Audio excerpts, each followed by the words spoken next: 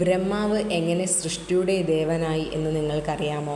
ഒരിക്കൽ പ്രളയത്തിൽ എല്ലാം വെള്ളമായപ്പോൾ മഹാവിഷ്ണു പാലാഴിയിൽ അനന്തശയനം ചെയ്ത് കിടക്കുകയായിരുന്നു. അപ്പോൾ വിഷ്ണുവിൻ്റെ നാഭിയിൽ നിന്ന് ഒരു താമര മുളച്ചു വന്നു. ആ താമരയിൽ നിന്ന് ചതുർമുഖനായ ബ്രഹ്മാവ് ഉണ്ടായി. ഉണ്ടായ ഉടനെ ബ്രഹ്മാവിനൊരു സംശയം, ഞാൻ ആരാണ്? എന്നെ ആരാണ് സൃഷ്ടിച്ചത്? അപ്പോൾ ഒരു അശരീരി കേട്ടു, തപസ് ചെയ്യൂ, സൃഷ്ടി നടത്തൂ. അങ്ങനെ ബ്രഹ്മാവ് തപസ് ചെയ്തു ലോകത്തെ മുഴുവൻ സൃഷ്ടിച്ചു. ദേവന്മാർ, മനുഷ്യർ, മൃഗങ്ങൾ, ചെടികൾ എല്ലാം. അങ്ങനെയാണ് ബ്രഹ്മാവ് സൃഷ്ടിയുടെ ദേവനായത്. ബ്രഹ്മാവിന് എങ്ങനെ 4 തലകൾ വന്നു? ആ കഥ നിങ്ങൾക്കറിയാമോ? ബ്രഹ്മാവ് ആദ്യം ശതരൂപ എന്ന സുന്ദരിയായ സ്ത്രീയെ സൃഷ്ടിച്ചു. അവളെ കണ്ടപ്പോൾ ബ്രഹ്മാവിന് മോഹം തോന്നി. ശതരൂപ നാണിച്ച് ബ്രഹ്മാവിൻ്റെ വലതുവശത്തേക്ക് മാറി. ബ്രഹ്മാവിന് വലതുവശത്ത് ഒരു തല മുളച്ചു.